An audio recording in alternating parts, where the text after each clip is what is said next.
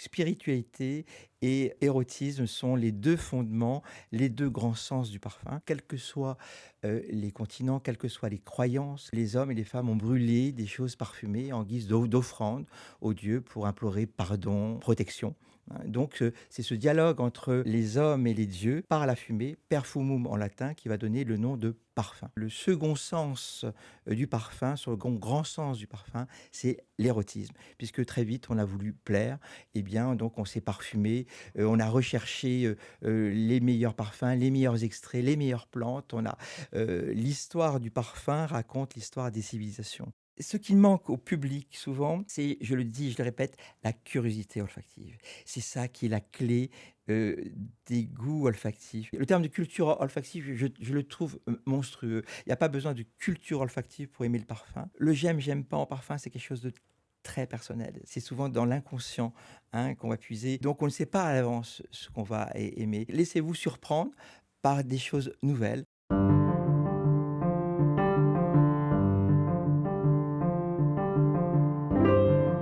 Bonjour, dans cet épisode de dialogue, je vais vous parler de ce qui incarne et unifie, depuis la nuit des temps, la plus haute spiritualité et la plus grande sensualité. Bonjour, je suis Fabrice Midal, philosophe, auteur de nombreux livres. Alors mon tout dernier livre, c'est La magie de l'ordinaire, rentrer dans l'ordinaire pour qu'il devienne magique. Et dans cet épisode de dialogue, je vous invite à rencontrer Marc-Antoine Corticato, qui est, à mon avis, le plus extraordinaire créateur de parfums. Eh oui, c'est le parfum qui unit la plus grande spiritualité et la plus grande sensualité. Vous êtes surpris?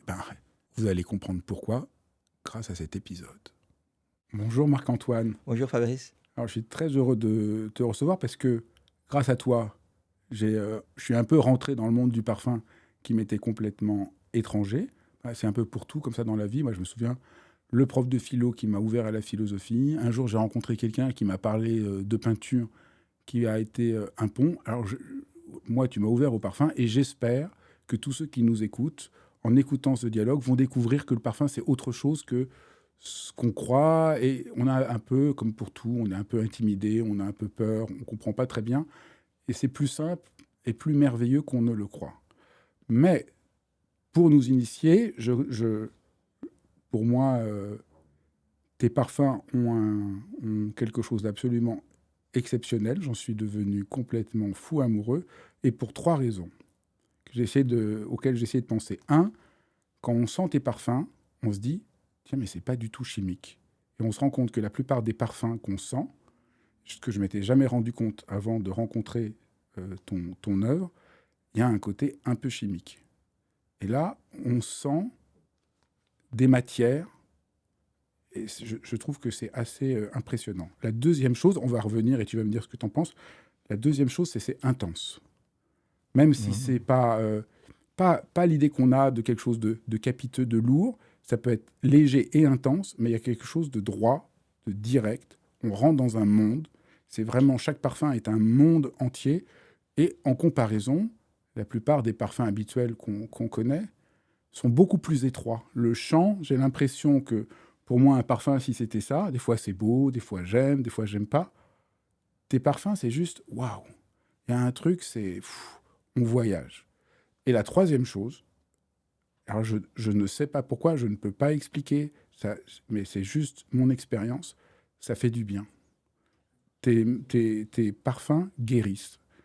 On met le parfum et on se sent que ça fait du bien. Et j'espère que en racontant ton histoire et ton chemin, on va expliquer pourquoi je dis ça et comment tu en es arrivé là. Mais ma première question, c'est peut-être de dire un peu qu'est-ce que c'est le parfum, quelle est un peu l'étymologie du mot parfum, qu'est-ce que ça implique. D'abord dire, je pense que le parfum existe depuis la nuit des temps, puisque, les humains se sont parfumés avant de savoir écrire. hein. Et donc, on a utilisé le parfum au départ pour des raisons spirituelles. Donc, la base du parfum, c'est divin. Et ce qui est très intéressant, c'est que quels que soient les continents, quelles que soient les croyances, quelles que soient les religions, eh bien, les hommes et les femmes ont brûlé des choses parfumées en guise d'offrande aux dieux pour implorer pardon, protection, hein. Donc, c'est ce dialogue entre les hommes et les dieux, donc qui s'est effectué pendant des siècles par la fumée, perfumum en latin, qui va donner le nom de parfum. Donc vraiment l'origine du parfum, c'est quelque chose de divin. Et puis donc très vite le second sens du parfum, sur le grand sens du parfum, c'est l'érotisme, puisque très vite on a voulu plaire, et bien donc on s'est parfumé, on a recherché les meilleurs parfums, les meilleurs extraits, les meilleures plantes. L'histoire du parfum raconte l'histoire des civilisations, hein. Donc, pendant longtemps, ces extraits de plantes ont coûté plus cher que leur poids en or. Ça nécessitait parfois des batailles, des guerres, pour plaire. Donc, spiritualité et érotisme sont les deux fondements, les deux grands sens du parfum. Et moi, ça me plaît. En fait, ce sont deux thèmes que j'affectionne vraiment particulièrement, donc érotisme et spiritualité.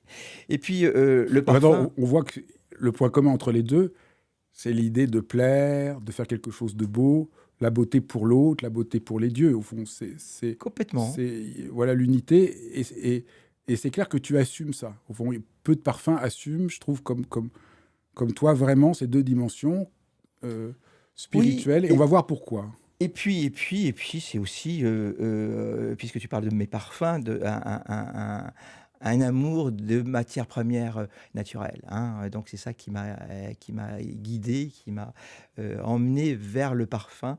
Ça a été le parfum des plantes d'abord qui m'a Alors vraiment peut-être on intéressé. peut partir de ça, parce que je disais en début que le premier choc en sentant tes parfums, et puis je fais là un aveu à tout le monde, je porte tes parfums tous les jours, donc je suis en rap. Et c'est vrai que le rapport au divin, et peut-être le rapport aussi érotique, mais le rapport au divin que je sens dans tes parfums, vient du fait, à mon avis, en comprenant un peu ton travail, de ce souci des matières. Alors je crois qu'il y a effectivement à la base un souci des matières premières naturelles. Je fais juste une petite parenthèse, naturel et synthèse, on a l'habitude de les opposer. Synthèse n'est pas forcément un gros mot, on peut avoir besoin des 2, mais moi toute ma parfumerie tourne autour, du naturel, donc des extraits de plantes, heu, pas d'extraits d'animaux. Il faut savoir que pendant très longtemps, le parfum a été constitué aussi d'extraits d'animaux, mmh, puisque pendant longtemps on a cru que le fait de pouvoir porter, sur sa peau, un parfum contenant des extraits de serpents, de tigres, et cetera, eh bien, on arrivait à s'octroyer la force, la puissance musculaire, la puissance sexuelle de l'animal dont on avait un extrait. Donc là, ça existe encore, les matières premières, d'origine, animale. Pratiquement plus, puisque d'un point de vue éthique, d'un point de vue politique aussi, donc on évite de les utiliser. Donc moi, ce qui m'intéresse, et je pense que depuis tout gosse, hein, c'est le parfum des plantes, hein. J'ai eu la chance de naître et de grandir dans 3 univers olfactifs, extrêmement riches. Donc le Maroc, où je suis né dans les orangeries de mes parents, la Corse, aussi ensuite, de Vercors, hein. Donc là aussi, le maquis corse, c'est une très grande richesse olfactive. Et puis le troisième univers olfactif, depuis que je suis né, ce sont les chevaux, puisque je suis cavalier depuis tout petit. Et puis j'ai fait pas mal de compétitions de compétitions de saut d'obstacles, et j'ai failli d'ailleurs en faire mon métier à un moment donné. Et je crois que ce qui lie ces trois univers, c'est leur richesse olfactive. Et je me souviens que enfant, j'étais fasciné par le parfum des plantes, surtout par le parfum des plantes qui demandaient rien à personne, c'est-à-dire des plantes sauvages, des mauvaises herbes, par exemple, hein. Donc c'est ça qui est paradoxal. C'est-à-dire, le souci, c'est des belles matières pour que quelque chose se déploie, soit sain, soit sacré, mais des belles matières, ça ne veut pas dire l'idée conceptuelle qu'on a, nous, des belles matières, voilà, juste la rose et le lys. Il y a des mauvaises herbes, qu'on appelle des mauvaises herbes, qui sont des Ouais. mal-aimés, Oui, peuvent être très nobles Oui. C'est ça qu'il faut expliquer. En fait, la parfumerie, de manière générale, adore parler des matières premières nobles, des plantes nobles. La rose est noble, le patchouli noble, le bois de santal noble. Noble, tout simplement, veut dire que ça coûte cher. Donc, cette noblesse rattachée à un prix élevé, je la trouve assez insupportable. Donc, à un moment donné, j'ai voulu, casser, ça, et j'ai voulu rendre hommage à ces mauvaises herbes qui sont interdites des flacons et des beaux quartiers, détestées de tous parce que tout simplement elles ne demandent rien à personne. Mais qui Donc sont, en réalité, qui ont peuvent une être vraie noblesse. qui peuvent avoir une vraie noblesse, qui peuvent avoir, un charme fou, qui peuvent se sentir très bons. C'est comme un peu un cuisinier qui, dans les grands restaurants, maintenant, peuvent servir un artichaut Oui, absolument extraordinaire et complètement. se sentir que c'est pas parce qu'on met forcément de la truffe et du caviar qu'on a quelque chose de noble, qu'un artichaut travaillé, Complètement. médité peut devenir sublime. Et c'est un peu ça la même Tout à perspective fait. qui t'habite. Même si on aime le caviar, et tout, hein, mais C'est il n'y pas que a t'aimes pas la rose, mais non, mais on peut aimer ces matières premières dites nobles, comme on les appelle dans la parfumerie, en général, et ces extraits de ces plantes, sauvages qui demandent rien à personne. Donc, d'où mon parfum Mal aimé, donc, pour rendre hommage à ces êtres mal aimés, donc avec un concentré d'herbes dites mauvaises, d'herbes folles, et donc ce sont des extraits de racines, de ronces, d'orties, et des extraits d'une plante qu'on appelle l'inule odorante, dont l'huile essentielle est utilisée en aromathérapie depuis longtemps pour ses bienfaits pulmonaires, mais jamais en parfumerie. Donc, et cette petite plante qui pousse toute seule sur les bas-côtés des routes, dans des terrains vagues, au bord des mers, dans des jardins. Moi, j'ai toujours eu beaucoup d'affection pour elle, notamment on la voit en Corse, entre autres. Je m'étais toujours dit, à l'époque, je travaillais avec mon ami associé, qui est hélas décédé, Lucien Aquaron, qui était un ingénieur thermicien spécialiste de la fabrication des unités d'extraction de plantes à parfum. Et on a bourlingué pas mal ensemble. Et pendant des années, on s'est dit quand même, cette petite inule, tout le monde la déteste parce qu'elle pousse toute seule. Moi, j'ai jamais eu le cœur de l'arracher de mon jardin. Et donc, j'ai voulu qu'elle soit la reine de ce parfum, appelé Mal aimé. Petite parenthèse, quand j'ai sorti ce parfum Mal aimé, beaucoup de professionnels m'ont dit: mais quelle horreur, un parfum qui s'appelle Mal aimé. On parle plutôt d'amour, de choses, de chance, de ce que tu veux, mais pas de mal aimé. Et c'est un parfum qui étonne souvent, Heu, parce que, tu sais, il y a cette grande famille de parfums, hein, les floraux, les fougères, les cyprès, et non, cetera. c'est bien. Si tu veux bien préciser cette famille, c'est toujours bien. Oui, oui, oui, oui, donc, il y a les hespéridés, donc ce sont des parfums, frais à base d'écorce d'agrumes qu'on appelle donc les hespéridés, donc, les floraux, les boisés. Les fougères, ça n'a rien à voir avec le nom de la plante, mais c'est le premier parfum qui avait inventé cet accord, particulier qui s'appelait donc ce 1er parfum s'appelait Fougère royale d'Houbigand dans les années 1880. Donc on a gardé le nom, de cette famille de fougères. Les chypres, le nom est dû au ce premier parfum, qui présentait cet accord particulier autour notamment de la mousse de chêne, donc le chypre de Coty à l'époque. Les ambrés, qu'on appelait avant les orientaux, les moyen-orientaux, on n'a plus le droit de dire ça, puisqu'on on stigmatise, paraît-il, des personnes. Donc on appelle ça donc des ambrés. Et les cuirs, donc la dernière famille, les cuirs, c'est une de la plus petite famille, réservée, dit-on, à des amateurs éclairés. Le grand public pense souvent que ce sont des parfums réservés aux hommes, alors qu'ils ont été créés lors des années folles, des années 20, toute cette période de la femme qui se libère, la femme garçonne qui ose porter le pantalon fumé, les cheveux courts, etc. Et aujourd'hui, ils ne sont pas réservés aux hommes. tout le monde peut les porter, bien entendu. Et d'ailleurs, parfum pour homme, parfum pour femme, c'est un truc absolument insupportable qui est fait. Ce sont des arguments marketing qui restent très ancrés dans la tête des gens. Parfum pour homme, parfum pour femme. Pendant des siècles, les hommes et les femmes se sont parfumés de la même manière. Grosso modo, il faudra attendre que le début de l'industrialisation, le début d'une nouvelle classe sociale qu'on va appeler la bourgeoisie, qui va décréter qu'il n'est plus de bon ton que les femmes et les hommes se parfument de la même manière. Donc la réclame va s'engouffrer là-dedans. On va parler de parfum pour homme, parfum pour femme, même parfum de blonde, parfum de brune, et ça reste encore ancré dans la tête des gens. Donc revenons à Mal-Aimé par rapport à ces 7 familles. Oui. Mal-aimée, donc, on ne peut pas la classer dans une famille bien précise. Donc, tour à tour, il peut être boisé, vert, hespéridé, frais. Bon, donc, ça décontenance parfois le public. Et Mais ce qui c'est. est frappant, ce qui est frappant, c'est, j'entends ce que tu dis, ça c'est l'histoire, que c'est des fleurs Mal-Aimées, mais quand on le sent, Hein, on ne sent pas du tout, ça sent pas du tout les mauvaises herbes. Ça sent, c'est splendide. ça C'est sent un la parfum nature. lumineux. Hmm. C'est Voilà, c'est ça. dense, c'est riche, c'est lumineux. Donc il y a un paradoxe là. C'est ça que je disais. Dans tes parfums, il y a un souci des belles matières, mais les mal-aimés sont aussi une belle matière. C'est ça que c'est. Complètement. Et Complètement. pourquoi, ma question c'est pourquoi, aussi bien quand tu utilises des fleurs nobles ou que tu utilises des mal-aimés, ça devient chez toi, quand on le sent, aussi riche, intense, splendide, Alors, sacré. riche, intense, parce que tout simplement, parce que j'aime la matière. J'aime quand le parfum est texturé. J'aime le baroque, hein. Et j'ai toujours dit,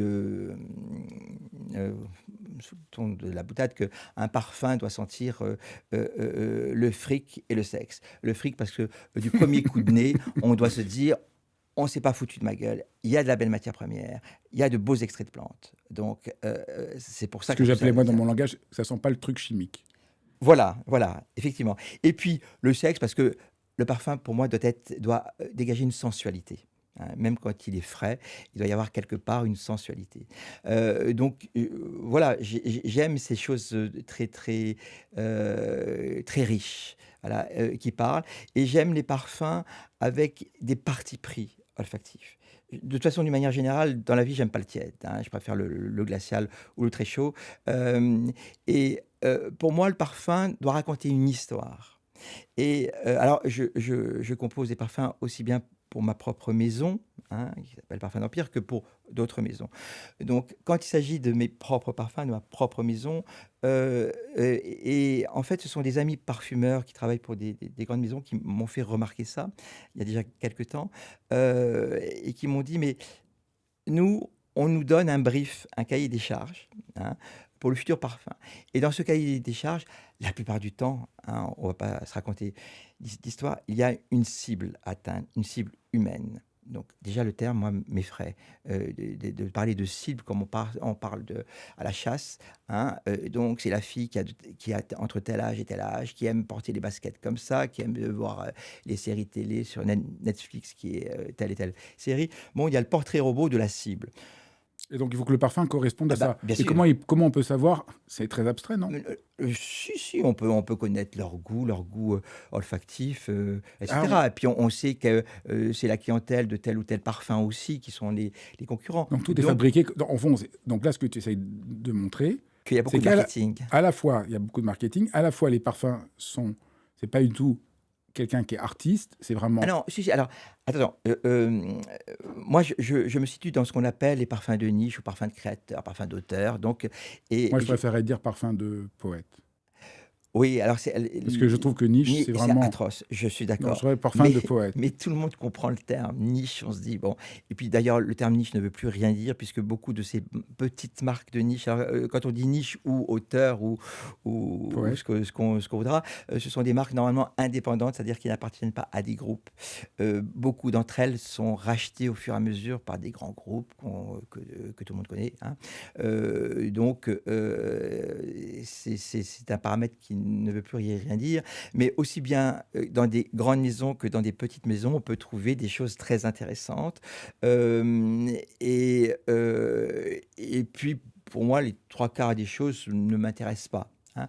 Mais encore une fois, on peut trouver des pépites de partout, Bien sûr, petites mais marques ou grandes maisons. Je rappelle qu'il y a plus de 3 500 nouveaux parfums qui dégueulent chaque année sur le marché, hein. Donc il y a beaucoup de choses, beaucoup de monde.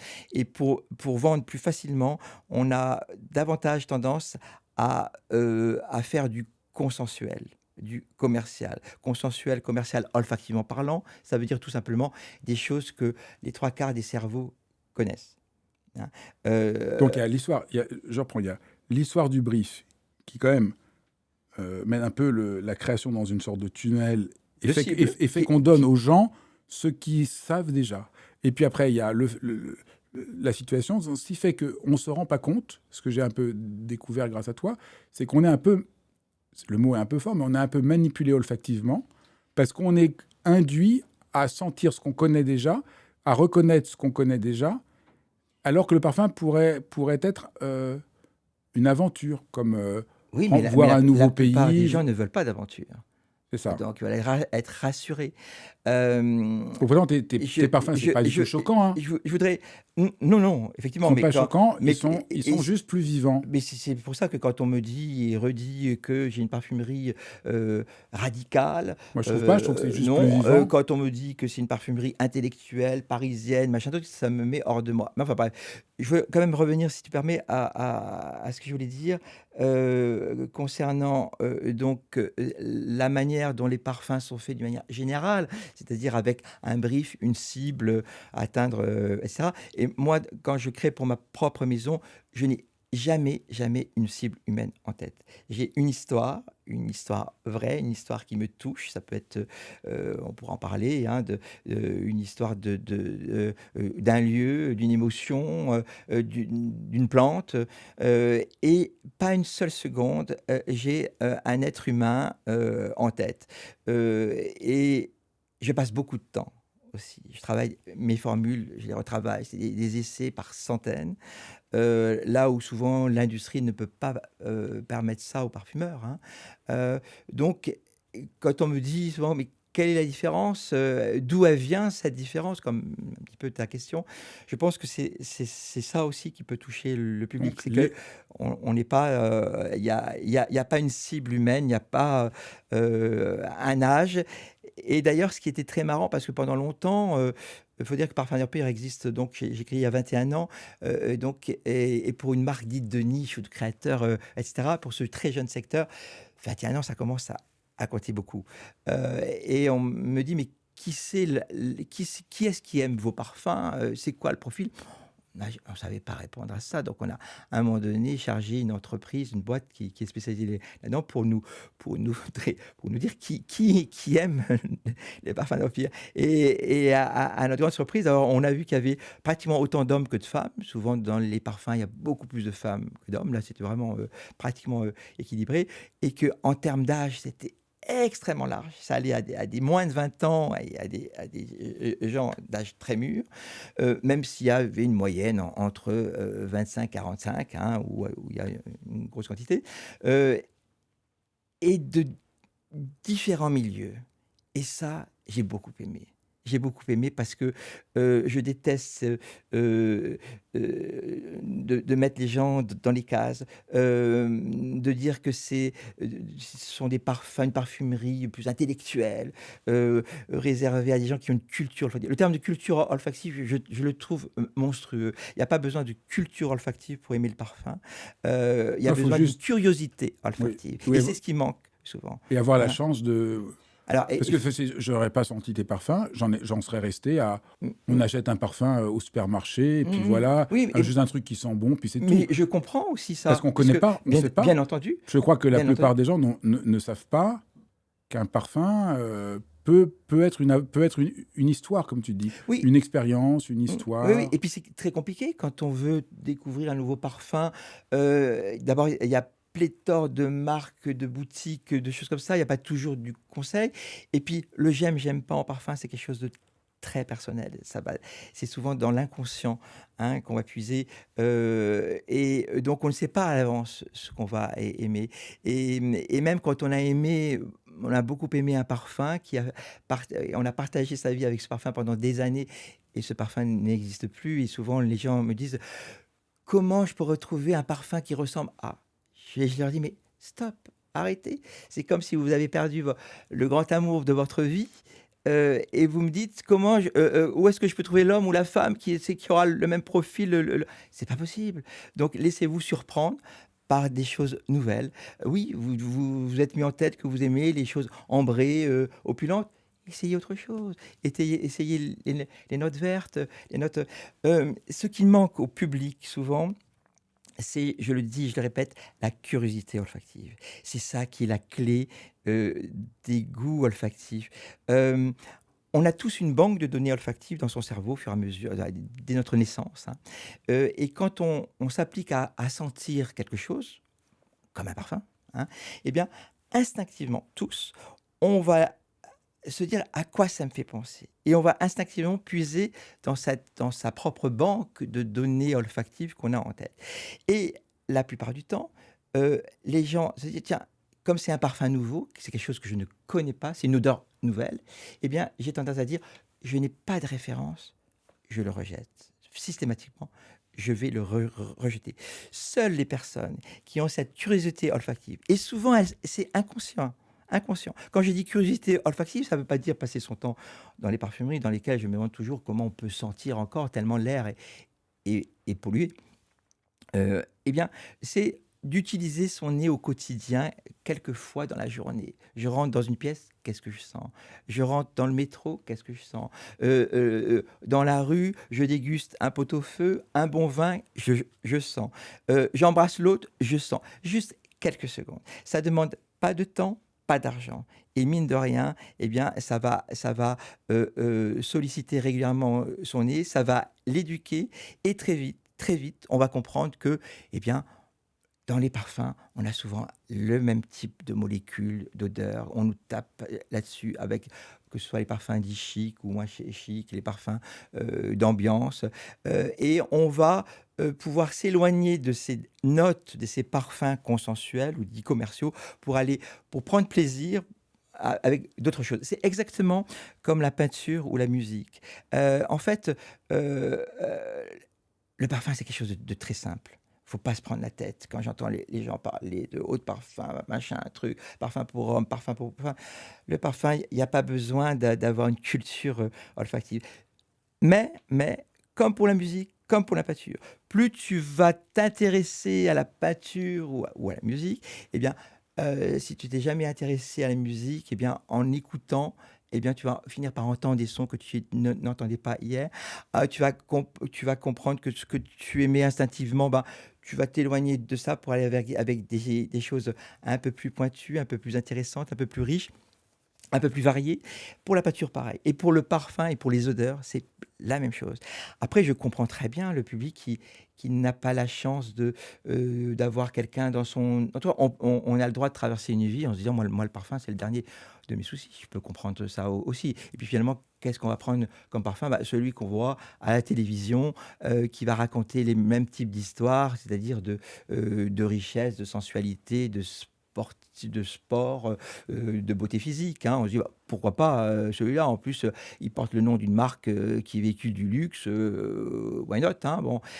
Donc, je peux comprendre. Mais ne pas hésiter à utiliser son nez au quotidien. C'est ça qui est le plus important. Et puis finalement, et si tu t'intéresses au parfum, quand je dis tu, c'est pas toi bien sûr, si on s'intéresse au parfum, de sentir des parfums, alors les touches olfactives, c'est bien, les fameuses mouillettes sur lesquelles on va pchiter un parfum, c'est bien pour se donner une idée du parfum. Est-ce qu'il peut me convenir? Oui, non, mais le véritable essai, il se fait sur sa propre peau, hein. Donc, le parfum, ça raconte une histoire sur une peau avec ses notes de tête, de cœur, de fond. On a le droit de dire: «Je n'aime pas», hein, ou de demander des échantillons et d'essayer et de voir comment on vit avec. Parce que, c'est très, très important, hein, Pourquoi le parfum touche aussi profondément? touche aussi profondément. Alors, On sait aujourd'hui que les gens qui ne sentent pas, par exemple les gens qui ont perdu l'odorat, c'est vraiment beaucoup ouais, plus douloureux qu'on pourrait le croire. C'est-à-dire, complètement, la plupart d'entre nous, on se dit, ah bon, ben, je m'en fous du parfum, complètement. l'odorat, on ne fait pas trop attention. Ouais. Mais les gens qui sont privés d'odorat, perdre une dimension Parce que affective, pas oui, seulement. complètement, Donc ça, complètement. D'ailleurs, la faute à nos scientifiques, à nos médecins qui, pendant des siècles, nous ont dit que depuis que l'homme ne marchait plus à quatre pattes, il n'y avait plus besoin de sentir, que l'olfaction, c'était quelque chose d'anecdotique, qu'on s'en foutait. Et puis là, depuis quelque temps, on a vu que, oh que non, l'olfaction, on a un nouveau regard sur l'olfaction on a compris que de tous nos sens, c'est celui qui nous raccroche, et qui nous connecte le plus à la vie, contrairement à ce qu'on pensait. Des médecins et des copains, médecins et spécialistes du cerveau et des heures me disent: «C'est incroyable, tous les gens que l'on voit, tous nos patients qui sont devenus anosmiques, c'est-à-dire qui ne sentent plus rien et définitivement plus rien, tous ont les mêmes mots: "Je me sens coupé de la vie"». Et les médecins nous disent souvent: «Nos patients qui deviennent, anosmiques définitivement, beaucoup sombrent dans des dépressions nerveuses profondes, parce qu'on se sent coupé de la vie. Heu et puis, le parfum, moi je vis dans la terreur, je touche du bois, de perdre mon odorat avec, ce foutu, virus, qui traîne, ce Covid, et je me dis: «Si tu perds ton odorat, qu'est-ce qui sera le pire?» Et là, le pire, ça sera oui, ça sera dramatique pour moi, pour les parfums, pour mon travail, bien sûr, mais c'est les odeurs de la nature, les odeurs de l'autre aussi, et quand, je suis basé à Paris, j'ai mon laboratoire de création à Paris et comme tu le sais, je vais souvent en Corse dans mon maquis et à chaque fois, j'ai le même je me dis la même chose quand j'arrive, je descends de ma voiture pour ouvrir ce portail. J'ai la chance d'avoir une petite maison en plein maquis, et même l'hiver, ça sent la terre mouillée, ça sent qui c'est extraordinaire et je remercie le ciel en me disant: «Mon Dieu, pourvu que ça dure le plus longtemps possible parce que le jour où je perds ce sens-là, ben, je serai mort» et mmh Donc c'est et important ce que tu dis, je pense, le parfum, enfin l'odorat nous rattache à la vie, qui permet d'expliquer ce qu'on disait en introduction, pourquoi le parfum est en rapport au sacré, au Dieu et en rapport à la séduction, sans doute parce que c'est l'intensité de la vie, le parfum nous remet dans la vie. C'est peut-être pour ça aussi, maintenant je comprends peut-être un peu mieux l'intuition que j'avais, que le parfum nous fait du bien et nous guérit parce qu'il est plein de vie. oui et d'ailleurs quand on sent, dans le système olfactif qui est extrêmement complexe et pour lequel on ne sait pas tout, loin de là, puisqu'on a pris beaucoup de retard, pour le comprendre, puisque pendant longtemps, comme je te disais, les scientifiques disaient que c'était pas très important.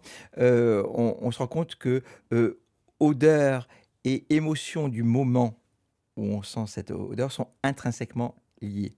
Donc et donc on va relier, l'odeur qu'on a sentie pour une première fois à l'émotion dans laquelle on est, hein. Ce qui explique nos différences de goûts olfactifs, hein, je donne souvent, l'exemple de, quand une personne qui a passé toute son enfance, toutes ses vacances étant enfant chez une adorable grand-mère, qui mettait des petits sachets de lavande un petit peu partout dans sa maison. Eh bien, toute sa vie, cet enfant qui va devenir adulte va trouver l'odeur de la lavande et de toutes les odeurs de la même famille que celle de cette, la lavande comme quelque chose de merveilleux, quelque chose, qui est, réconfortant pour lui. Le voisin qui aura subi toutes les vacances une saloperie de grand-mère avec sa saloperie de lavande de partout, va détester l'odeur de la lavande et de toutes les odeurs de la famille, de cette lavande. Peut-être sans même en prendre conscience, hein. Parfois, on sait pourquoi on déteste ou on adore, une odeur, mais bien souvent, on ne le sait pas. On n'arrive Donc pas à l'expliquer. C'est enfoui dans notre cerveau. D'ailleurs, la médecine commence à utiliser l'odorat et l'odeur, mais ce sont des signaux faibles encore, aujourd'hui et notamment, il y a des travaux menés notamment dans des banlieues où des gens et des jeunes ont été, traumatisés, violentés, et cetera, qui sont recroquevillés sur eux-mêmes et on me dit qu'il il y a des résultats qui sont très intéressants en leur demandant de s'exprimer sur des odeurs. Et ça fait remonter des choses parfois qui sont douloureuse et en tout cas ça aide à sortir de cet état. Je peux parler également de le parfum des anges.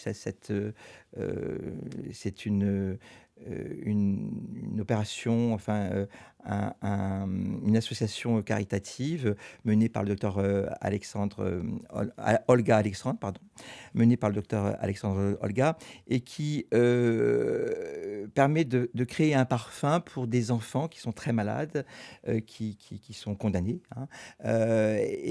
On part du principe il y a un principe avéré qu'une odeur qui nous est très agréable a tendance à réduire sensiblement la douleur physique et psychologique. Et donc, ces enfants peuvent retrouver le sourire, l'appétit, parfois. Et on propose aux parents qui le souhaitent de garder ce parfum pour leur travail de deuil, puisque ce parfum est donc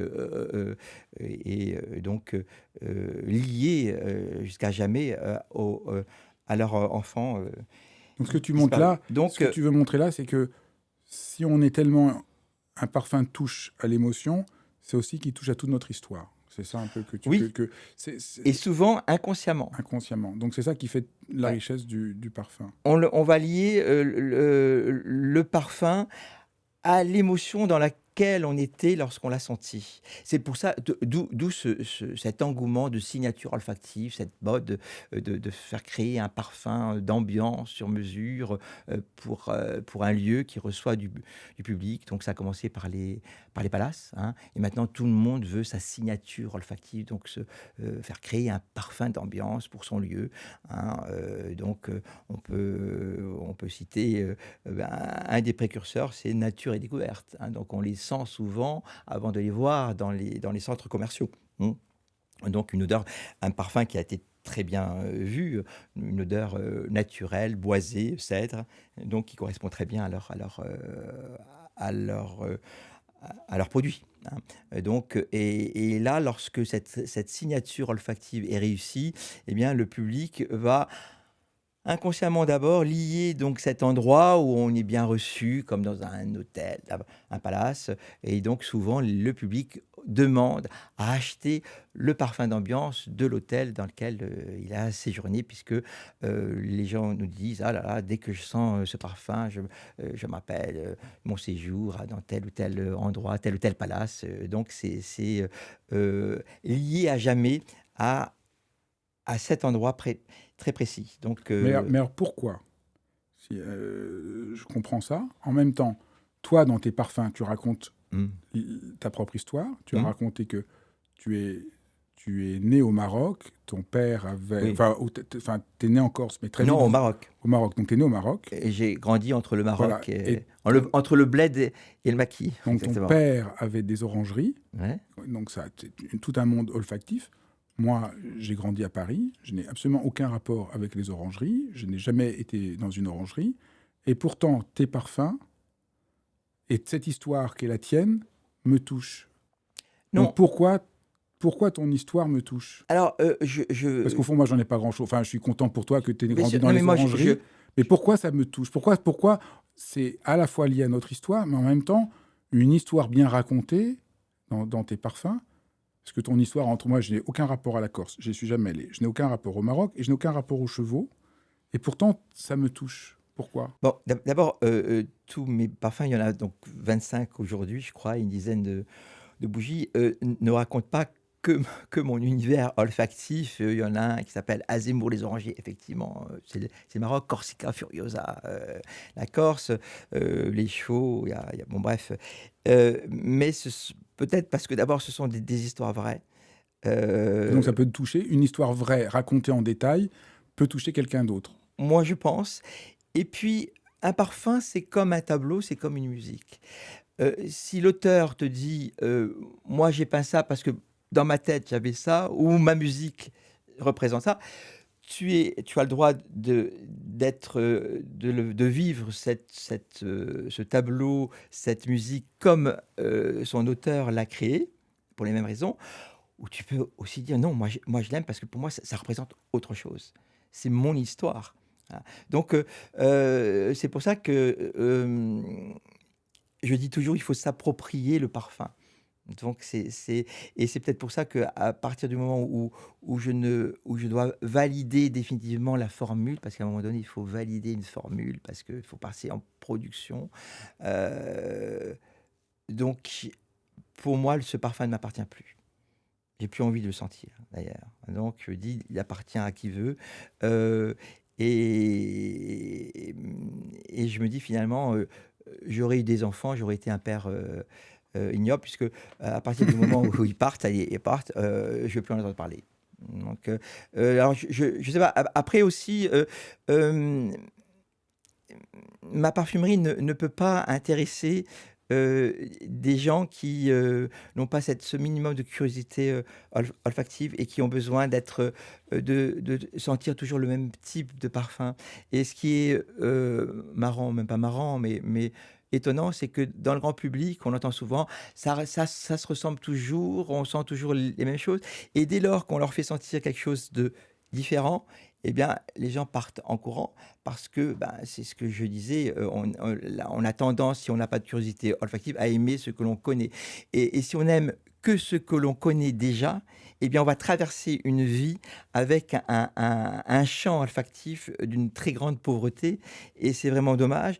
Et on va être la proie aux industriels, la proie rêvée, puisque, tu n'aimes et tu vas acheter que ce que tu connais, ben, je vais t'en redonner encore, pour le linge de maison, pour ton parfum de maison, pour le parfum de peau, et cetera. Aujourd'hui, on parfume tout. On parfume beaucoup trop de choses. On va parfumer jusqu'aux pneus de voiture, à la vanille, jusqu'au à des carburants. On parfume beaucoup, parfois pour couvrir de mauvaises odeurs et puis pour mieux faire vendre, hein, puisque, on a tous tendance, même inconsciemment, à mettre son nez sur le produit qu'on va acheter, un produit pour une lessive, pour un assouplisseur de linge, pour une crème, hydratante, pour un shampoing. On a tous tendance à mettre son nez dessus, et donc c'est souvent ce parfumage du produit qui va être l'élément déclencheur de l'achat ou du rejet du produit. Donc les industriels chiadent ça, hein, et ont tendance à toujours donner le même type de notes. Et dès lors qu'on a, un public qui ne fait pas travailler, qui ne sollicite pas son nez, hein, régulièrement, bon, eh ben, il va traverser une vie avec ce champ olfactif d'une pauvreté misérable. Et on pourrait dire, en fait, si on va au bout, en fait, c'est cette approche-là qui est conceptuelle. Je sens pas vraiment, je reconnais avec mes concepts ce que je connais déjà, et au fond, les parfums qui sont comme une histoire que tu racontes, là, ça nous fait rentrer dans la sensorialité, dans l'émotion, dans quelque chose de beaucoup plus vaste en réalité. Les gens accusent, voilà, parce qu'ils connaissent pas, ils disent que ça peut être intellectuel, mais en fait, c'est l'inverse. Le parfum habituel est très intellectuel, voilà, c'est comme ça, c'est comme ça. Donc, vous devez choisir tel parfum parce que vous avez telle cible, tel âge. En fait, ce que toi, tu invites à faire, c'est, ah oui, on rentre dans un autre monde, et ça évoque des choses, et on rentre dans une histoire. Il y a quelque chose de l'histoire que tu racontes dans le parfum. J'ai l'impression que chaque parfum que tu crées est un peu une Évidemment, histoire. complètement. Ça te fait passer à des souvenirs, ça raconte des choses, on rentre dans un univers, on voyage, et même si on ne perçoit pas tout, alors peut-être on va... Oui, Ouais, vas-y. juste, oui, encore faut-il avoir, Faire envie. confiance dans la sensation. Mais avoir envie, avoir cette curiosité, parce que sinon, non. Et puis encore aussi faut-il ne pas avoir besoin, pour se rassurer, d'avoir un grand nom de marque, qu'on voit sur tous les abribus, dans tous Ça les y est, spots, télé, et c'est ça qui rassure aussi beaucoup de monde dans le grand public, hein. ça y est, C'est j'ai trouvé la clé. Pour qu'on comprenne tes parfums, il faut se foutre la paix. Si on se fout la paix et qu'on sent tes parfums, on y entre dedans, puisqu'en fait, ce qui nous empêche d'apprécier le parfum, c'est un ensemble de préconceptions. Il faut qu'il y ait une marque qu'on connaît, il faut que ça ressemble à ce que je connaisse. Et au fond, c'est ça, foutez-vous la paix, entrez dans et découvrez ce monde merveilleux, sacré des parfums. Et dans le parfum, c'est vraiment la liberté. On peut aller dans les parfums qu'on veut, se parfumer comme on veut. Heu je dis toujours, le parfum, c'est la liberté, le parfum, c'est la fête, hein. Et puis, moi, je prône l'infidélité au parfum. On peut changer de parfum aussi, même si on a un parfum fétiche. On peut avoir plusieurs parfums. Bien entendu. On peut prendre un parfum selon les occasions. Ou le temps, par exemple. Oui. Alors, je te propose de sentir quelques-uns des parfums. On ne va pas sentir la vingtaine, mais je propose qu'on sente quelques-uns et que tu nous décrives un peu pour qu'on rentre un peu dans l'histoire, que tu nous montres un peu qu'est-ce que c'est. Volontiers. Donc peut-être on peut commencer par Eau de Gloire, parce que c'est ton premier parfum. Peut-être on peut du coup même dire que Parfum d'Empire, c'est pas l'empire historique, c'est l'empire des sens, c'est l'empire de la vie, c'est l'empire... Effectivement, pour moi, Parfum d'Empire, c'était dans le sens de l'empire des sens, puisque j'estime que sentir, ça ne fait pas, ça ne sollicite pas uniquement l'odorat, mais ça peut solliciter tous les sens. Donc, d'où ce nom, Parfum d'Empire. Alors effectivement, le nom Parfum d'Empire étant corse, un nom corse, un prénom, enfin bref, on m'a très vite enfermé dans le Premier Empire. Mais en fait, c'est pas du tout ça. Donc c'est important de dire ça, que c'est logique avec tout ce qu'on a expliqué sur la dimension sacrée, la dimension poétique du monde, c'est l'empire de la vie.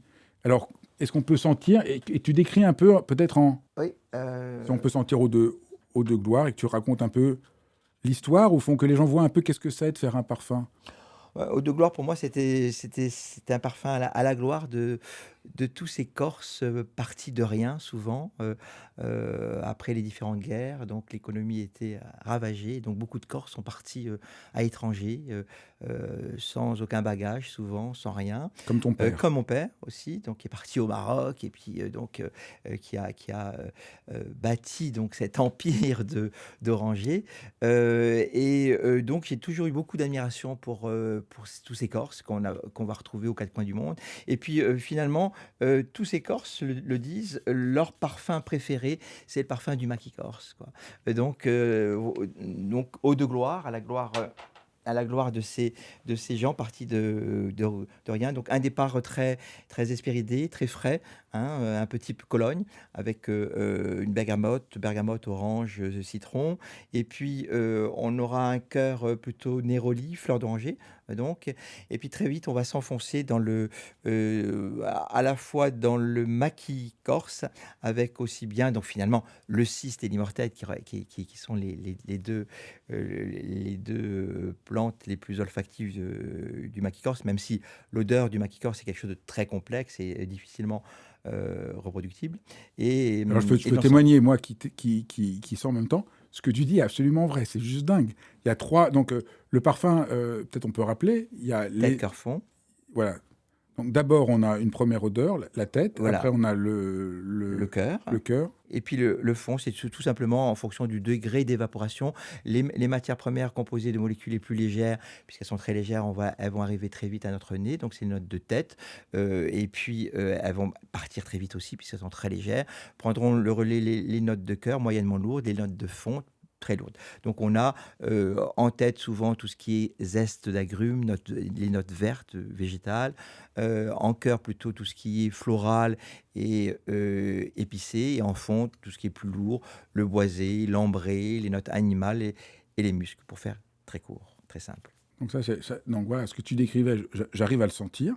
C'est sûr que tu m'aurais rien dit, j'aurais peut-être pas réussi à mettre tous les mots dessus, mais maintenant que tu le dis, on peut vraiment faire l'expérience. Mais c'est pas grave, je trouve, de ne pas savoir mettre des mots sur un parfum, dire ce qu'il y a dedans, c'est pas grave. Non, mais c'est intéressant de découvrir. Oui. Et comment tu qualifierais donc là, on a vu l'histoire, on a vu ce que ça sent. Et comment tu qualifierais, je sais pas, l'expérience qu'on fait? Il y a un côté très... parce que quand tu dis eau de gloire à cause de tout ça, mais il y a quand même un côté glorieux quand on le sent. Il y a un côté lumineux, il y a un côté... Il y a un côté lumineux, il y a un côté montant, il y a un côté fusant aussi. Il y a, encore une fois, ce sont des partis pris que j'aime, hein, et qui peuvent parfois choquer les non-initiés ou les gens qui ont peu de curiosité olfactive, pardon de revenir là-dessus. Moi, je trouve ça sent tellement bon. D'abord, c'est comme quand j'ai mangé dans un... Il y a un côté, c'est tellement bon. Moi, j'en suis un peu fou de ce parfum. Je trouve qu'il y a un côté tellement... Pourtant, moi, j'ai pas... C'est ça que c'est un des parfums que je préfère, que j'adore. Moi, j'ai pas eu tout cette histoire, mais quand je sens ce côté glorieux, ce côté lumineux, ce côté vivant, ce côté vibrant. Mmh. Alors, d'une manière générale, moi, mes parfums sont très, comme je dis, ça raconte une histoire avec ses notes de tête, cœur, fond. Donc on est à l'antithèse de quelque chose de monolithique. Ah, Et et c'est vrai quand on n'a pas trop l'habitude de faire fonctionner son nez, qu'on aime les parfums plutôt consensuels, commerciaux, ils sont beaucoup plus, pauvre, disons moins variés. C'est-à-dire il n'y a pas ces notes vraiment de tête, cœur, fond, c'est beaucoup plus monolithique puisque ça c'est ça. rassure davantage, Là, je le comprends mieux. client. Voilà. Ah bah là, au moment, là, tu m'aides Heu, à comprendre. Alors peut-être on sent Est-ce que tu veux? le cri, Le cri. qui est un peu ton best-seller, si j'ai bien compris. Oui, un best-seller qui est en train d'être remplacé aussi par le dernier, Un bel amour d'été, bizarrement. Donc le cri, ça là, c'est plutôt un parfum abstrait. J'ai voulu travailler sur la lumière. Donc c'est pour moi le cri de la lumière. C'est le cri du jour nouveau. Quand l'aube apparaît, cette lumière que je trouve toujours merveilleuse, quel que soit le temps. Et ce jour nouveau, quand on a envie de partir sur, une nouvelle journée, une nouvelle vie, quand on veut se débarrasser de beaucoup de choses et de certaines personnes même. Donc j'ai voulu un parfum qui représente de la lumière. Donc j'ai rassemblé toutes les matières premières qui me semblaient les plus lumineuses de la parfumerie et pour moi la plus lumineuse, ça reste la graine d'ambrette qui est une graine d'hibiscus. Donc Donc c'est intéressant de voir comment tu travailles. C'est-à-dire d'abord, voilà, tu as cette histoire. mmh, Je trouve que voilà, tu vas faire un truc sur le renouveau, tu essaies de trouver un nom. Et après, tu vois comment tu peux incarner ça par des matières. Et il y a une complètement, matière qui va devenir la matière pivot. complètement, Donc c'est ça, complètement. qui va te parler, avec lequel tu vas rentrer en résonance. Mmh, On a été un peu rapide, mais on peut rappeler que tu as commencé enfant par être fasciné par les odeurs. Tu es devenu chercheur, tu es devenu chimiste. Tu as mmh, d'abord travaillé comme chimiste pour explorer ce monde-là. mmh. Donc ton travail Oui, part, comme un peintre pourrait partir d'abord de la résonance de la couleur, tu pars de la de la matière résonance première. de la résonance d'une fleur, Ouais. d'une plante. Le naturel, je trouve que les extraits de plantes, ça a une vibration, une énergie que la synthèse ne peut pas avoir et il y a une texture aussi et moi, je suis très sensible à cette vibration, à cette énergie, du naturel et moi, effectivement, depuis toujours et c'est ce qui m'a amené à la parfumerie, au parfum, c'est le parfum des plantes qui m'a poussé jusqu'à faire un doctorat de chimie analytique sur l'analyse des plantes à parfum et plus tard, mes premières années d'expérience a été dans des laboratoires de recherche sur, en fait, étudier l'intimité de ces plantes, à parfum. Qu'est-ce qui constitue le parfum? Quelles sont les molécules qui constituent le parfum? Donc avant d'attaquer un nouveau parfum, j'ai toujours je fais toujours un très gros travail de sourcing de ces matières premières qui me semblent les mieux, donc et aux 4 coins du monde, là. Alors l'ambrette, tu peux te dire un peu ce que c'est? Ah, Ça se présente comment physique, ce sont des justement, graines, ce des sont graines. des graines d'une espèce, d'hibiscus, Et voilà. donc tu as cherché, donc tu avais un coup de foudre pour l'ambrette, Ah oui. tu es rentré en résonance avec l'ambrette, et après tu as cherché Dans quelle est des la meilleure ambrette que tu voulais. Exactement, donc en général, j'emmerde la terre entière pour savoir quelles sont les maisons qui produisent les meilleurs extraits. Alors, les plus belles qualités, ça ne veut pas forcément dire bonne ou mauvaise qualité. Parfois, ça peut avoir des qualités excellentes, mais qui racontent pas toujours la même chose. Donc, ce sont les qualités qui vont m'aider le mieux à raconter l'histoire que j'ai en tête. C'est ça qui est très important. Voilà. Et donc la graine d'ambrette, c'est ce qu'il y a de plus lumineux, qui a un côté un petit peu, olfactivement parlant, un peu eau-de-vie d'ailleurs. Et d'ailleurs, c'est beau ce nom, eau-de-vie. Alcool blanc, un côté un peu graine de carotte aussi, qui va rejoindre le côté iris. Il y a de l'iris aussi dans le cri. L'iris, les parfumeurs vont souvent te dire que c'est la matière première la plus noble de la parfumerie parce que c'est celle qui coûte le plus cher, plus de 100 000 € le kilo des beaux iris. Donc, Et quel rapport entre l'iris et l'ambrette? Comment elle, ah elle il y s'articule? a, il y a des, il y a des facettes. Une odeur n'est jamais, pratiquement jamais monolithique, un extrait de plante. Donc c'est facetté comme un diamant qui va prendre la lumière de sur ses différentes faces. Ok. Et donc c'est pour ça qu'on décrit une odeur avec beaucoup de qualificatifs, et on va la suivre dans le temps, parce qu'elle va évoluer olfactivement, non, dans le temps. Et quand on sent un extrait de graines d'ambrette, il y a ce côté très lumineux, ce côté blanc, ce côté un peu alcoolisé, un petit peu fruité, un peu irisé aussi. Et dans cette facette-là, je recherche une des facettes qui peut se rattacher à une autre matière première. Facette irisée, je passe à l'iris. L'iris, c'est un côté, une facette de l'iris, graine de carotte. Hop, hop, même si c'est pas très glamour. Peut-être on sent Voilà. alors du coup. Oui, alors, C'est fascinant de rentrer pendant comme ça dans l'histoire plus de 10 ans, j'ai déposé ce nom, Le Cri. Et tout le monde m'a dit, quelle horreur, Le Cri. Un parfum qui s'appelle Le Cri, comme le fameux tableau de Munch, Le Cri d'horreur, quoi. Et donc, Mais toi, tu t'en fous. non, Tu suis bah, ton j'ai idée toujours dit, mais il y a des cris beaux, d'amour. le cri du nouveau-né, le cri de joie, le cri de jouissance. Donc il y a beaucoup de cris C'est positifs. sublime. Et Moi, donc, je rentre dedans, c'est sublime. Là, j'ai le. C'est dingue alors, comme c'est il beau. y a un effet de fraîcheur au départ, un effet de légèreté, mais c'est un parfum qui va avoir un vrai sillage. Donc toute la difficulté, c'est d'avoir ce côté fraîcheur comme ça, un peu transparent, mais qui va durer dans le temps. Donc c'est important d'avoir un parfum qui a une véritable tenue, hein. Euh, C'est clair, tes parfums ont une véritable tenue. Ils durent. Pareil. Ouais. Et puis, il y a aussi une histoire de concentration. Il y a une question de qualité de matière première et une question de concentration. Si tu concentres très peu un parfum, parce que le parfum, il est composé du concentré du parfum, c'est-à-dire la formule du parfum, les matières premières, et de l'alcool. Donc, pour beaucoup de parfums sur le marché, il y a 90% d'alcool et 10% de concentré, hein. Donc, moins tu le concentres, ben, moins ça a de tenue aussi. La tenue, elle va dépendre de la concentration. Plus tu mets de produits dedans, produits parfumants, plus tu mets de concentré, plus Toi, tu en mets voilà, combien? ça va dépendre. Je ne veux pas communiquer sur mes concentrations parce que là, tu me lances sur un sujet un petit peu long, mais tant pis pour toi. En fait, la concentration, je veux dire, si tu veux t'amuser comme certaines maisons à parler de concentration, à dire j'ai une concentration de 25%, 30%, tu peux aussi couper avec du solvant qui coûte rien et qui sent rien. Et dans ton concentré, si tu as 50% de solvant, si tu concentres à 20%, tu n'as que 10% de vrais produits. Puis tu as des matières premières qui ne sont pas très chères et que tu peux concentrer beaucoup parce que de toute façon, Ah oui, voilà. d'accord. Donc, ça veut rien dire. Et ça veut rien dire. Il y a un parfum, je ne citerai pas de nom de maison très connu sur le marché, qui est une eau de toilette, voilà, qui est concentrée à 25%, me dit-on, et qui est bof, qui tient pas du tout. Et un parfum, une autre parfum d'une autre grande maison, qui est concentré à seulement 5% et qui est une véritable bombe.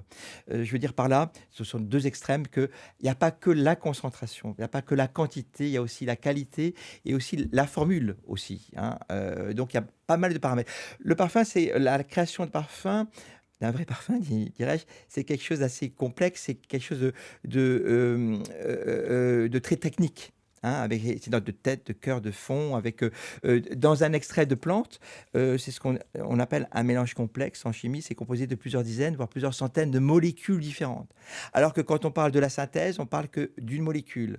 Dans l'extrait de vanille naturel, il y a plusieurs dizaines, voire plusieurs centaines de molécules, et en face, on peut parler de la vanilline, qui est une molécule qu'on va retrouver quand même à l'état naturel dans notre extrait de vanille, tu vois?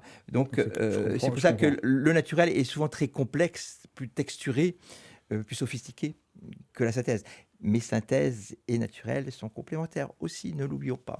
Alors, raconte-moi Le cri? oui, ce qu'on sent. Ah, bah, là, on sent là maintenant, on a quitté la tête, hein. La tête, On c'était quoi? la tête, c'était alors la tête, on va retrouver la graine d'ambrette aussi bien en tête qu'en cœur, qu'en fond, hein. Et en cœur, on va avoir un extrait d'iris, des extraits et une essence de rose turque d'une très belle qualité. Très belle essence de rose turque, mais une rose un peu diaphane. Pour moi, une rose pâle, c'était les fleurs préférées de ma mère, Barbara, qui détestait les parfums, mais qui adorait les plantes et les fleurs, et dont la fleur préférée était la rose pâle. Et pour moi, dans le cri, il y a une rose pâle. Enfin, je la vois rose pâle, hein.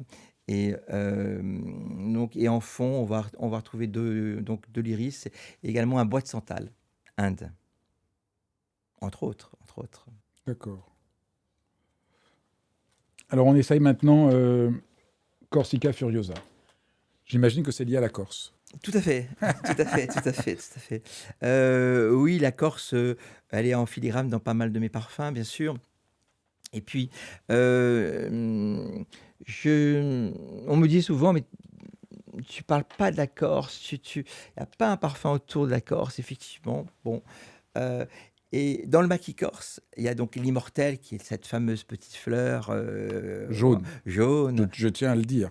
Ah oui, oui, pardon, ouais, ouais, Petite ouais. fleur jaune. Exactement, qui est merveilleuse, qui est très complexe, très puissante, tout ça. Il y a le cyste aussi qui fait partie donc de l'odeur du maquis. Et puis il y a le lentisque, un arbre, un arbuste qu'on appelle le lentisque, Pistachia lentiscus, le prince du maquis, qui a une note très, très verte. Quand on dit note verte, c'est une note très végétale. On dit souvent que le grand public n'adhère pas trop aux notes vertes, qui sont un peu trop compliquées pour les gens qui ne sont pas, qui n'ont pas des nez curieux. Et un jour, donc, on m'a une maison avec laquelle je travaille à Grasse, Floral Concept, je peux la citer, une maison de matières premières, d'extrait de plantes, hein, qui est une des plus jolies maisons de matières premières naturelles, me présente un extrait de lentisque en me disant, écoute, c'est un truc qui nous a demandé un travail fou, c'est un extrait très complexe. Peut-être que tu vas aimer. Et quand j'ai senti ce lentilles, c'était une merveille. C'est-à-dire il y avait aucun extrait de lentisque sur le marché, et Dieu sait si je le connais, hein, Lentisque, ça s'appelle. le lentisque, lentisque. Ça Euh, ressemble à quoi? c'est un petit arbre, avec un tronc un petit peu résineux et des feuilles vertes petites, épaisses, très brillantes. Et quand on casse ces feuilles, on a cette note, verte, cette note sève montante, usante. Et l'été, quand le soleil tombe, à la nuit tombée, quand on est près des lentisques, puisque moi j'ai une maison qui est entourée de lentisques, on a ce côté à la fois vert et résineux, profond, un petit peu encens, hein. Et dans cet extrait, j'ai retrouvé ma Corse. Et je me suis dit, là, je tiens avec cet extrait de lentisque absolument merveilleux, horriblement cher d'ailleurs, mais enfin, merveilleux, je tiens le début de mon histoire. Ça va être bâti autour de ça. Et puis Corsica Furiosa, parce que pour moi, la Corse est loin de l'île reposante, puisqu'elle est toujours en effervescence. Je suis toujours, même quand j'y vais pour un week-end, pris par les odeurs, les parfums extraordinaires qui varient d'une saison à l'autre, d'une heure à l'autre, des lumières, des paysages qui varient, des histoires d'hommes, de femmes qui sont parfois merveilleuses, parfois violentes, d'où le nom de Corsica Furiosa. Il a obtenu le prix du meilleur parfum de l'année de la Fragrance Foundation, qui est notre... Bravo. Ah. Parce que quand même, quand maintenant que tu as raconté... Mais j'étais impressionné avant, mais maintenant que je sais qu'il y a combien de parfums qui sortent par année... Plus de 3500. Ouah, c'est... Donc là, on a ce Waouh. côté que je voulais furieux, ce côté vert, montant, fusant, C'est ça. le côté sève aussi. Donc voilà, ça c'est le parfum qui peut pas être vendu dans des grandes surfaces de parfums. C'est le public part en courant, hein. Je sais pas pourquoi tu dis toujours ça. Moi, je crois pas.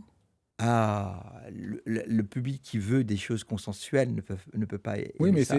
voilà, c'est le système qui fait que les gens ont... Moi, je pense que je parlerai à tout le monde, je leur ferai sentir tes parfums, tout le monde trouve ça merveilleux. C'est juste qu'ils n'ont pas la chance de sentir ça.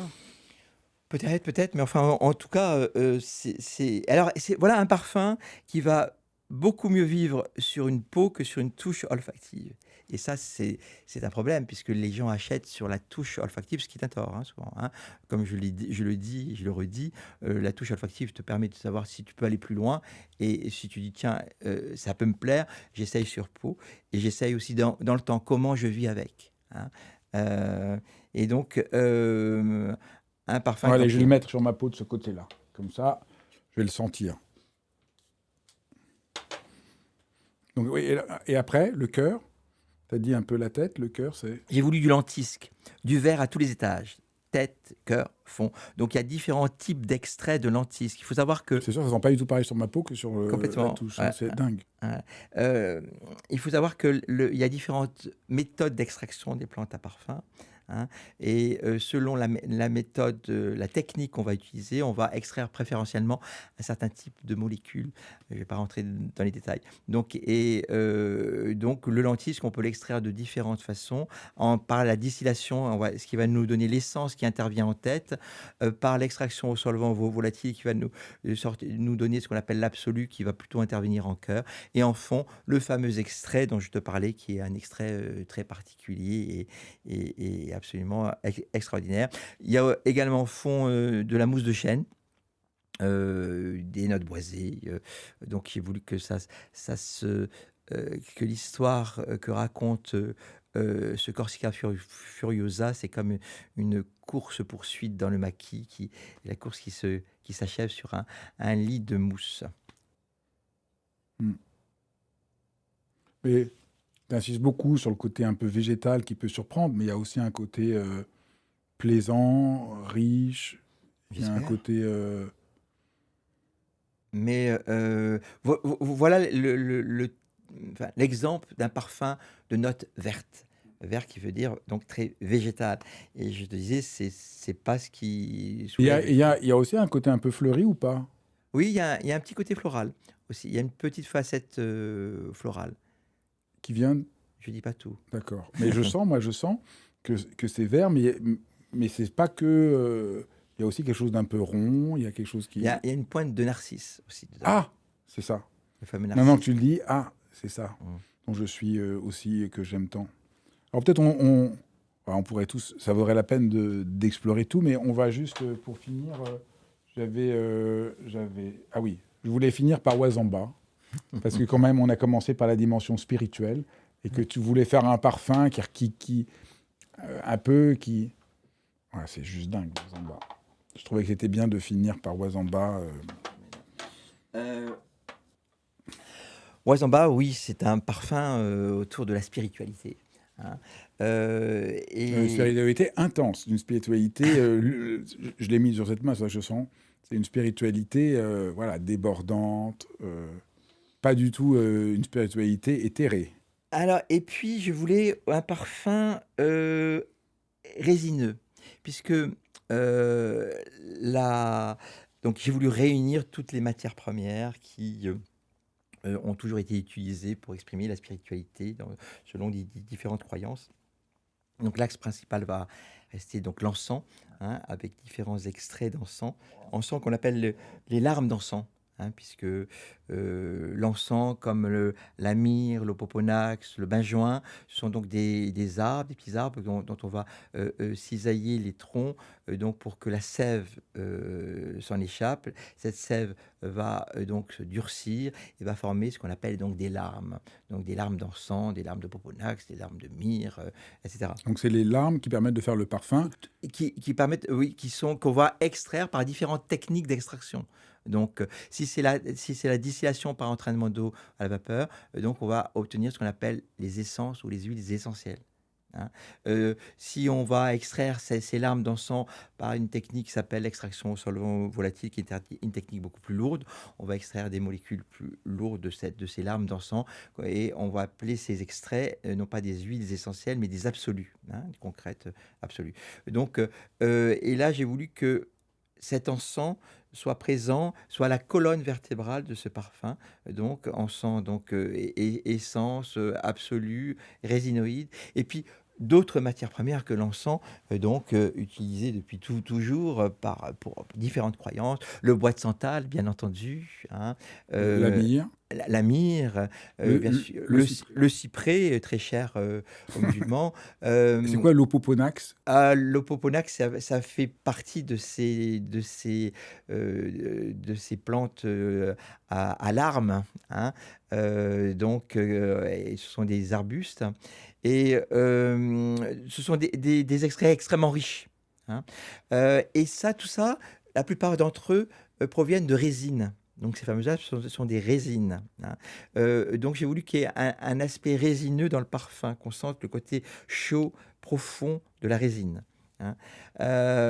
Donc et Ouazamba, ce nom, je voulais pas un nom judéo-chrétien. Je voulais un nom qui résonne Afrique. Et Wazamba, c'est un instrument de musique, un sistre utilisé en Afrique pour des cérémonies justement, donc d'initiation. Et puis Wazamba, phonétiquement, c'est comme un tambour aussi. Donc voilà, donc le Wazamba. Alors, je ne sais pas si tu sens ce côté résineux quand même, Mm. qui va s'intensifier, hein. Au départ, on a plutôt tout ce qui est essence, montante, usante, hein, le côté un petit peu sève. C'est un parfum à la fois, au départ, il y a une fraîcheur, et très vite, après, on va tomber dans une profondeur, dans le côté résineux, le côté chaud, le côté boisé aussi, bois de cèdre, bois de santal. euh, Là aussi, alors, les parfums. Je te disais, ils peuvent être très différents sur touche que sur peau. D'autant plus que quand il s'agit de parfums très très riches en matières premières naturelles très profondes, eh bien, vont encore accentuer cette différence entre la touche olfactive et la peau. D'où la nécessité de les essayer sur peau si bien entendu ça te plaît au niveau de la touche olfactive. Pourquoi quand on porte des parfums? Parce qu'au début, on les sent, mais c'est un peu triste. Très vite, on sent plus son propre parfum. Les autres le sentent, mais nous, on le sent plus. Complètement. Pourquoi on le sent Complètement. plus? Tout simplement pour une question de protection de son cerveau, et je cite souvent l'exemple de la petite souris, et c'est la même chose. Si cette petite souris arrive dans de l'herbe, dans une pelouse, eh bien, elle va sentir, l'odeur qui l'entoure, c'est-à-dire l'odeur de la pelouse, de l'herbe verte, composée notamment d'une molécule que les parfumeurs connaissent bien, le 6,3-hexénol, qui sent vraiment l'herbe coupée, hein. Et si elle ne sent que ce parfum qui l'entoure, eh bien, elle va pas sentir ces prédateurs qui vont venir la croquer. Donc, son cerveau, pour la protéger, va faire que ce parfum, cette odeur récurrente, qu'elle soit perçue comme bonne ou mauvaise d'ailleurs, hein, va arriver dans un second plan, de telle façon à pouvoir percevoir des odeurs beaucoup plus faibles, beaucoup plus fines. Et nous, c'est pareil, une odeur qui est récurrente, qu'elle soit perçue comme bonne ou mauvaise, à un moment donné, le cerveau nous la fait passer dans un second plan, on la sent plus et on va sentir d'autres odeurs. Ce qui fait que les gens te disent du matin au soir, c'est bizarre, je sens plus mon parfum, alors que quand j'arrive au travail, tout le monde le sent, tout le monde me dit, je t'ai senti arriver, blablabla. Ce qui explique que des gens qui sentent très fort la transpiration, les pieds sales, on se dit mais comment fait-elle pour pas s'en rendre compte. Ces gens-là ne s'en rendent plus compte puisque c'est une odeur récurrente qui est passée, donc qu'on sent beaucoup moins. D'où le fait que ce que je préconise, c'est de l'infidélité au parfum, même si on a un parfum fétiche, un parfum qu'on adore, eh bien, pourquoi ne pas de temps en temps changer et revenir à son parfum fétiche? On le va sentir d'autant mieux et avec d'autant plus de plaisir. Donc, on n'est pas obligé de porter toute sa vie le même parfum tous les jours, du matin au soir. Mais là aussi, dans un public d'âge mûr, on a plus tendance à voir ça dans les publics d'âge mûr que chez les jeunes qui aiment bien zapper, comme on le sait. Écoute, merci infiniment de nous avoir initiés au monde du parfum. Et si les gens veulent trouver tes parfums, comment on fait pour si on veut les trouver? On a un site internet, Donc on peut on sur est ton dans site des internet, on peut acheter tes boutiques. parfums. Oui, oui, mais Donc je mettrai il faut les le... sentir. Oui, mais Hein. je vais quand même mettre le lien Oui. en dessous de la vidéo. Et sinon, à quel endroit on peut les sentir? On est présent dans une quarantaine de pays, donc c'est un peu compliqué. On est présent dans les principales villes, à Paris par exemple. Oui, en général, il faut aller dans quel type de magasin pour te trouver? Dans les magasins qui font soit que des parfums dits de créateurs ou d'auteurs ou de niche, Donc, ou ce qui s'appelle, au fond, des parfumeries un peu, c'est ça? On va dans oui, une... indépendantes et des parfumeries après ou bien des parfumeries qui ont toutes les grandes marques classiques et un département dit niche Mais ou j'ai remarqué que sur ton site, on peut aussi euh, acheter des touches ou quelque chose oui, des échantillons. on peut avoir ça Bien sûr, bien sûr. si les gens veulent voilà, rentrer dans ton monde, découvrir ton monde. Complètement. Et donc, en général, il y a beaucoup de monde qui, effectivement, qui achète des échantillons, Voilà. ou quelques-uns, ou la collection complète, etc. Car il faut essayer un parfum. Ben, merci beaucoup. Merci à toi. Merci d'avoir suivi cet épisode de Dialogue et je vous dis à dimanche prochain pour rencontrer à nouveau quelqu'un qui va nous aider à retrouver confiance dans la splendeur du monde et nous donner des moyens de la célébrer. À dimanche prochain.